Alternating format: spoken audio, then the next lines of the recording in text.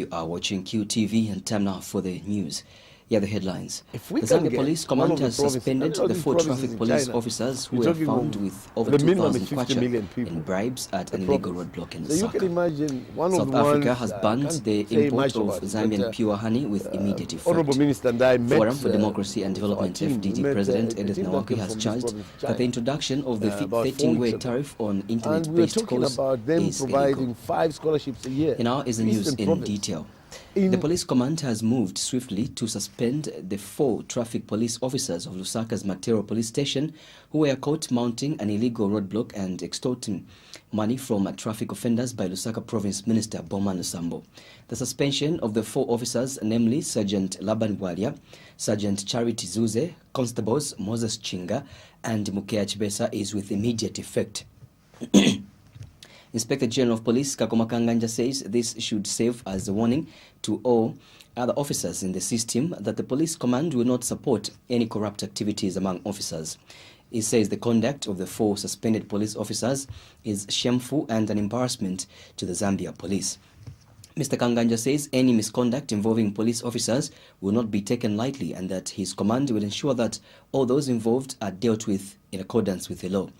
In a statement obtained by QTV News, Mr. Kanganja states that police officers are expected to be above board as they are mandated to enforce the law with dignity. Mr. Kanganja has warned that he will ensure that punitive action is taken against the officers involved in any other officer that will be found wanting. Transparency International Zambia TIZ has commended Inspector General of Police Kakoma Kanganja for suspending the 4 traffic police officers who had mounted a roadblock along Mungwi Road where they were getting bribes from traffic offenders. TIZ Executive Director Wesley Chivamba says the suspension of the named officers will act as a deterrent measure to other would-be culprits. He has also commended Lusaka Provincial Minister Bowman Lusambo for demonstrating good leadership and exposing the illegal roadblock. Mr. Chibamba says the minister has exposed what the Zambian people have been lamenting about. He says TIZ has for a long time now been calling for a clampdown on illegal roadblocks and curb corruption, but that this seemingly fell on deaf ears with the powers that be requesting for evidence. Mr. Chibamba has told Q News that Thursday's incident validates the findings of the 2017 Bribe Payers Index, which ranked the Zambia Police Traffic Section as the most corrupt. He says government has been losing money because it goes into private hands instead of government coffers. To cut the long story short, I think we commend the Honorable Minister for the work that he did. But also what happened yesterday actually vindicates us as Transparency International Zambia. Together with the Anti-Corruption Commission, we did a survey, the Zambia Bribe Payers Index 2017, and it did indicate that indeed Zambia Police Traffic Section is ranking #1 among the most corrupt institutions in this country. And what happened yesterday was basically just proof of that. You look at the percentage points. 2014 Zambia Bribe Payers Index, the police traffic section was at 50%. Now your chances of encountering a corruption situation when you are involved with traffic police is at 63.9%. So this is a very worrisome situation, which brings me to your question as to whether what police command has done by suspending these officers is adequate. Much as we would like to commend police command for suspending these corruption culprits, I think we are demanding for further and better action. The full course of the law is supposed to obtain, in the sense that we don't only expect to see suspensions, but we expect to see dismissals as well as prosecution of these erring police officers, because that is. South Africa has imposed a fresh ban on the export of pure Zambian honey to that country after consignment allegedly from Zambia was found to be contaminated with a disease called American foulbrood, also known as Pinna blaccus larvae. But Zambia has protested the ban, arguing that procedures and regulations have not been followed. In a letter to South African authorities, Zambian High Commissioner to South Africa, Emmanuel Mwamba, stated that he has learned with regret that South Africa has restricted market access for Zambia's pure honey with immediate effect. Mr. Mwamba says the ban was done outside procedures and trade regulations. He argues that the procedures to impose the ban were breached and that no official letter had been written to competent authorities in Zambia as required by trade protocols. He further states that no official results of the analysis and copy of import airway bill were provided for Zambia to authenticate and verify the source of such a consignment. Mr. Mwamba says it is difficult to establish whether the matter was a misconduct of traders who sometimes mix various imports of honey products from other countries. He says Zambia exports pure honey to other markets such as the European Union, where stringent regulations exist, and that if such a disease was detected, it would not have had market access to the EU. Mr. Mwamba has since urged the authorities in South Africa to immediately reverse the ban on importation of pure honey until laid down procedures and verifications were done between experts from both countries.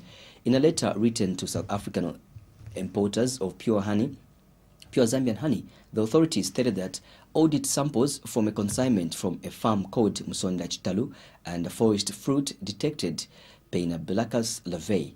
The authorities to this effect directed that all consignments from Zambia should be subjected to irradiation, and all import permits allowing pure honey from Zambia have since been withdrawn.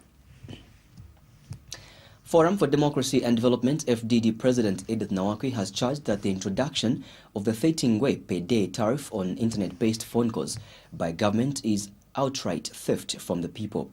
In a walk-in interview with Q News, Ms. Nawakwi, who has been out of the media limelight for a while, has accused the government of colluding with the 3 mobile phone networks providers to steal from the Zambian people. She says the introduction of the 13 ngwe tariff on internet-based phone calls is illegal without parliamentary approval. Ms. Nawakwi, who is also a former finance minister, says government cannot introduce a tax midstream without the authority of parliament. She has since demanded that the tariff be done away with forthwith. Ms. Nawakwi says the Minister of Finance and the Attorney General should have advised Cabinet that tax cannot be simply introduced without consulting the people's representatives in Parliament. The FDD leader adds that the concern of government should be the cost of doing business in the country, especially by phone. Ms. Nawakwi further states that, contrary to government's assertion that the internet-based phone calls are free, this is not the case. I want to also tell this government that they have been sleeping for a long time and have allowed MTN, Zamtel, and Celtel, Airtel so-called, to rob the people of Zambia. Each time we buy bundles, these companies will get them to expire at the end of the month. For example, to be very specific, if you go to the Airtel platform, they will ask you to buy bundles, which are either voice bundles or data bundles. And they will tell you, buy 2,000 units or whatever, and it will expire by midnight. Whether you use it or not, whether it was 500 kwacha or 1 kwacha, if you don't use those bundles by midnight, the money goes to the purse of these telecommunications providers. Zicta is snoring, not even saying, no, these exorbitant charges are too much. People are moving from voice communication to data communication, which is not even free. To be able to be on the internet, on the phone, you have to buy data bundles. Madam Dollar Syria, internet in this country is not free. Wi-Fi is not free. To access WhatsApp, to access Facebook, you first have to load your phone with money. The church reportedly wants to hold its own national dialogue meeting for political leaders with the exclusion of the Zambia Center for Interparty Dialogue, ZCID. The church is said to have since met the opposition UPND leader Hakainde Hichilema in this regard. Information reaching QTV News suggests that the church's action is also in total disregard of the ZCID's request that it chairs the dialogue. The ZCID has, however, given indication that it will proceed with its own roadmap of the dialogue based on constitutional and institutional reforms. And when contacted for a comment, ZCID spokesperson Jackson Silavwe said the center has received the decision by the church with a sense of shock. Mr. Silavwe says this is not the response the ZCID expected from the church. He states that in view of this new development, the alternative for the ZCID will be to find an eminent figure to chair the dialogue meeting. Mr. Silavwe says the ZCID is nevertheless still consulting political parties and will issue a comprehensive statement by Monday next week. The Center for Trade Policy and Development, CTPD, has expressed concern that the implementation of Multi-Facility Economic Zones MFEZ plan has been painstakingly poor and slow. Speaking during the launch of the study reports on assessing the performance of the multi-facility economic zones and the tax incentives, CTPD head of programs and research Brian Mwenga says even though there are some levels of progress that has been attained as far as attracting investors concerned in the zones, the pace is painstakingly slow. Mr. Mwenga has also noted the absence of a legal framework to govern the operations of the zones and a lack of a well-defined mechanism for monitoring and evaluating the performance of the zones that have been set up. He adds that the job creation, which was envisaged through the establishment of the MFEZs, has also not been fully actualized and has not progressed very well. He says CTPD recommends, among other things, that government should reconsider its position on incentives. Mr. Mwenga has further proposed that government, through the Zambia Development Agency, should revise the minimum investment threshold required for one to qualify for MFE's incentives, according to a study.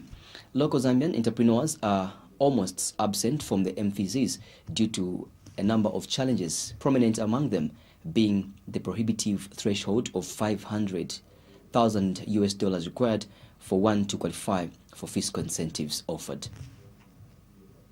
The other conclusion we're drawing is that local Zambian entrepreneurs are almost absent from the zones due to a number of challenges, among which the most prominent is the prohibitive threshold of $500,000. Now, for you to qualify for incentives that are offered by the zones, you need to have an investment of at least $500,000. Now, how many Zambians are able to raise that amount of money? Most of our MSMEs are not able to have that amount of money, so meaning they don't qualify for the incentives. Even if they go into the zones, they can be offered the land, but they're not qualified to get those incentives. So it's just better to operate wherever they've been operating from. So this is another serious challenge and what we got from the ground. Apart from that, we're saying there's the absence of a legal framework to govern the operations of the zones, and the lack of a well-defined mechanism of monitoring and evaluation is affecting the zone development. We need it to be legislated. We don't need things to be thrown anyhow, anyway. The MFEs in Zambia have not lived up to their expectations that they were set up for. Job creation still remains very low and slow. Industrial development still remains a pipe dream. And then we're saying value addition still begs for answers. This is what we set out to do at the beginning, but not much has been achieved this far. As things stand, it is increasingly becoming apparent that due to policy inconsistencies on fiscal incentives, poor coordination, lack of legislation to govern the operations of the zones, and lack of monitoring and evaluation mechanisms is affecting the progress in the zones. So it's like we're strangling our own baby. We created it, but slowly we're strangling it. It's not going to realize the much needed benefits as long as we continue on this path.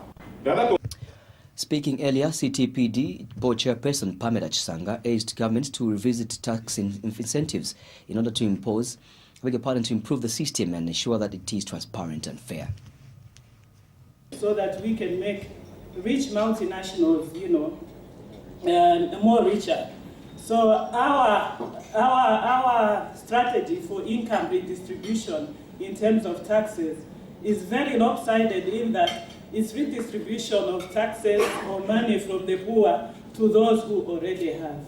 So on a daily basis, there are new taxes. We are being very creative in the way that we are setting taxes. But at the end of the day, when you analyze, these taxes are actually taxing the poor more, and those who already have are benefiting from the taxes of the poor. Whichever way you look at it, even if this money is going into investing in infrastructure and all of these things, much of that infrastructure at the end of the day is used predominantly by those that already have more money and paying less taxes. So I think in relation to the studies that we are launching here today, one of the things that taxes can be able to do for a country is to help with economic stabilization. Again, I think these studies will be able to show us whether in terms of this strategy, we have used it well. We can look at investment, we can look at incentives, yes. We can look at making provisions to make investment, attractive in Zambia so that we... And Private Sector Development Association, PSD chairperson Yusuf Dodia, has noted the need for ZDA to follow up on the licensed companies and see how best they can address the challenges these companies are facing. Zambia National Farmers Union, ZNFU President Jervis Zimba has reminded government of the need to consult before coming up with any statutory instrument that involve farmers in the countries. Mr. Zimba says the statutory instrument on boreholes levy is an impediment on the part of small-scale farmers. He has stated that President Edgar Lungu will not achieve his goal of diversifying and growing the agricultural sector if he allows quasi-government institutions like the Water Resource Management Authority to collect monies from small-scale farmers through unfair means. Mr. Zimba has since called on the government to consider reversing the SIs number 18 and 20 that will require people to pay borehole levy of about 25,000 kwacha beginning next month. Meanwhile, Mr. Zimba says the livestock and agricultural sector face a number of challenges that require the serious attention of government in order to diversify, in order for diversification to be achieved. He was speaking during the Poultry Association of Zambia 16th Annual General Meeting in Lusaka. Officiating at the event, Livestock and Fisheries Minister Kampamba Mlenga said government is committed to ensuring that it provided a conducive environment for the sector's growth by providing a listening ear and formulating policies that are responsive to the sector's needs. And Ms. Kampamba expressed happiness that the broiler industry grew by 8% from 77.6 million in 2016 to 83.2 million in 2017, adding that from April to June this year, 336 metric tons of hatching eggs valued at 17 million kwacha and 22 metric tons of day-old chicks valued at 14 million kwacha were exported to the Great Lakes region and SADC. An outgoing Poultry Association of Zambia National Chairperson Rodney Sisala noted the need to focus on strengthening and consolidating the domestic as well as the export markets. A research report by Akina Mama wa Africa on women's rights to land property ownership in 3 Southern African Development Community SADC countries, namely Zambia, Malawi and Eswatini, have revealed that women are denied the right to exercise these rights. The Ugandan-based civil society organization partnered with women movements in Malawi, Swaziland and Zambia, with support from Commonwealth Foundation, sought to contribute to securing women's land rights in the wake of large-scale land acquisitions in Africa. The research further notes that the existence of laws supporting ownership of land by women is also not enough to guarantee the protection of women's interests. Speaking during the release of the findings in Lusaka, Akina Mama wa Africa feminist and transformation lead manager Patience Ayebazibwe said it was also noted during the research that women in the 3 countries were not given access to land for traditional reasons, while in some cases women only accessed land after getting married but later lost it after the death of their spouses. Ms. Ayebazibwe has since urged women to fight for their involvement in administrative positions if the situation is to change. But what came out of it was at the end of the day, we wanted to build that strong movement. We did not want to disorganize already alliances that existed. We know in all these countries there are land alliances, but these land alliances, they look at land in a broad sense, but they do not look at land in line with its effect on women. So most of the time it does not come up with that one thread of saying where are the women in all this topic of land that we are advancing. So then we said we needed to have the voices of women to be heard on table. Even when we have the land, like the Zambia Land Alliance, how does it promote the Women's Land Alliance? I mean land rights. So we did the capacity development of the women's rights organizations. That was 2016, I think, in April. But what Speaking at the launch of the report, NGOCC board chairperson Sarah Longwe bemoaned the low number of women with access and control to land. Ms. Longwe notes that in many circumstances, women are not given complete rights to own land, a trend she says needs to urgently change. Civil Society Constitution Agenda CISCA board chairperson Bishop John Mambo says the recent deportation of Zimbabwean opposition leader Tendai Biti has dented the country's image as a Christian nation. Bishop Mambo says the sending back of Mr. Biti, who was seeking asylum, is an embarrassment to the nation. He says Zambia, as a Christian nation, should have hosted Mr. Biti like any other politician from another country. Bishop Mambo has since urged government to apologize to the people of Zimbabwe. The ruling PF has dismissed assertions that it wants to turn Zambia into a one-party state. Media director Sunday Chanda says the ruling PF wants Zambia to remain a multi-party democracy, the more reason it prefers to have a vibrant opposition in the country. In an interview with QTV News, Mr. Chanda says it is therefore not true that the ruling party has been soliciting defections by buying off members of other political parties.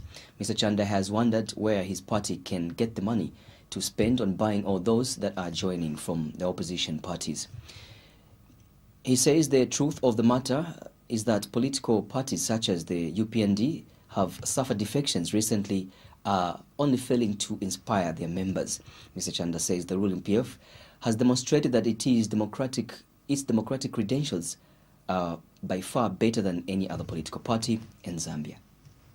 What is true today is that whilst we would have certain challenges as a country, the Zambian people know that the Patriotic Front is Zambia's #1 party of choice, and there's no any other political formation that comes close. Our democratic credentials as a party cannot be compared to any, and they're incomparable. We have been to the elections as a party. Already we are conducting intra-party elections and ensuring that our officials renew their mandate with the people, with the structures. That is something that you don't find is unheard of. Even in the biggest opposition party in this country, the UPND. The last time the UPND had intra-party elections was 2006, 12 years ago. And you will agree that the Zambia of 12 years ago is different from a Zambia of today. There's been a lot that has been happening and a lot that has changed in the political space. One cannot stick to the same team and the same people, the same mindset that they had in 2006 and expect that their party is going to remain attractive to this day. What is United States Ambassador to Zambia Daniel Foote has expressed concern about the threat posed by poaching to nature conservation, especially that Zambia's tourism is highly reliant on nature. Speaking when he paid a courtesy call on Tourism and Arts Minister Charles Banda, Mr. Foote has pledged to be Zambia's greatest tourism and conservation salesperson and looks forward to more cooperations. He says Zambia has potential to boost its tourism through private-public partnerships. Mr. Foote says the U.S. government is aware that the Department of National Parks and Wildlife, DNPW, is under-resourced and hence the need for support from other partners. And the Tourism and Arts Minister Charles Banda says government is aware that nature tourism is all about wildlife conservation of species and the general ecosystems that wildlife relies upon. He says the poaching problems have proved that they have greater potential to reduce wildlife stocks and negatively affect tourism. Mr. Banda says to this effect, government has been encouraging the development of private game ranches, especially in chiefdoms. His concerns are our concerns, especially where conservation is concerned. We have always talked about conservation of wildlife as well as the environment, because without conserving these, then we'll have nothing to show for the future. There will be no tourism, especially that we rely on nature tourism in our country. And nature tourism is about wildlife, nature tourism is about the environment that we have, conserving the waters, the sources of the waters, and so forth and so on.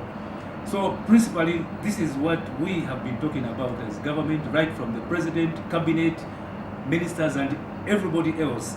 We are trying to have a shift towards that.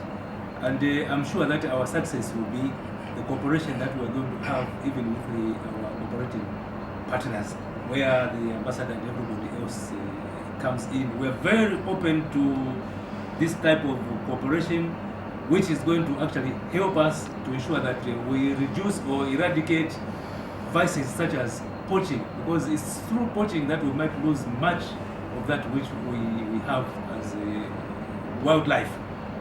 So we must have, a system put in place which is going to help us to increase the numbers than reduce the numbers. The Zambia National Union of Teachers, the NUT, has called on the Zambia police to arrest the parents of a 15-year-old girl in Mumbwa district for trying to marry her off at the expense of education. The Union Director of Public Relations, Joe Kasaka, says it is unlawful for any parent to marry off their child at a tender age. Mr. Kasaka has since commended World Vision Zambia for taking a proactive approach against the vice. Last week, World Vision Zambia, working together with the Zambia Police Victim Support Unit, stopped a marriage ceremony of a 15-year-old grade 7 girl to a 22-year-old man. The decision by the World Vision to bring back the girl that was married off by the parents, and this girl was an underage child, so the parents married off this girl. So when they married off this girl, World Vision said, no, this girl cannot be married, and was gotten out of the wedlock. And this girl, they said they were going to sponsor this girl up to complete her education. So what we are trying to say is that according to the Education Act, it is unlawful or it's illegal for any parent to withdraw a child who is underage from school and take that child into a marriage. That is very, very much illegal. And apparently there are even sanctions in the law that whichever parent went ahead to withdraw the child or to deprive the child from education and push this child into marriage, there are sanctions. In fact, the sanctions are very heinous according to the Education Act. So the act by the World Vision is something that deserves commendation, and apparently we should all emulate from that act that was conducted by World Vision. It is not right to have our children who are underage, who must be given an opportunity to explore in education, to be taken into a marriage, to be taken into an early marriage. Even the man that is trying to marry that little girl should have been very ashamed of his conduct, because there are women that are ready for marriage, that are big enough, that can be married. Why not aspire for such women and instead go to a little girl that is just in school and you destroy that little girl's future? No, it's unacceptable. So, meanwhile, National Union of Public and Private Educators of Zambia, NAPEZ, National Secretary Nelson Mwale has welcomed the move by government to introduce a 13-way tariff on internet-based calls. Mr. Mwale says this will help address the abuse of social media by some teachers. He notes with concern that most teachers are fond of abusing social media during working hours, especially affecting productivity. Mr. Mwale says the introduction of the new tax will therefore act as a control measure for those who abuse the internet. The 13-way charge that has been put on WhatsApp calls, Skype, a number of these online communications, I think is not a strange phenomenon globally. If you look at the Western world, the US, the UK, they are able to have a lot of services on their doorsteps because they are able to have enough tax base And so, for as long as this charge is minimum, I think as a union we are saying it is welcome. To some extent, possibly, maybe to even encourage hard work, it will reduce on abuse of social media, because social media is equally very, very cheap. And so, because social media is very, very cheap, there's even abuse of these online services. And so, with a charge, I think it will teach us a lot of responsibility, and it will widen our tax base. Remember, as a nation, we have a lot to do in order to develop, and we will not develop if we are not tax compliant. It's only tax compliance that will push us, a number of kilometers ahead. Otherwise, if we evade tax in any way, we will not develop. And so that's why we are saying we are able to see in the Western world that services are at people's doorsteps. Why? Because people have sacrificed. They are ready to pay any form of smaller tax that government has, brought forward. And so the 13. That's all we had for you in the news, but before I go, here is a recap of stories in the headlines.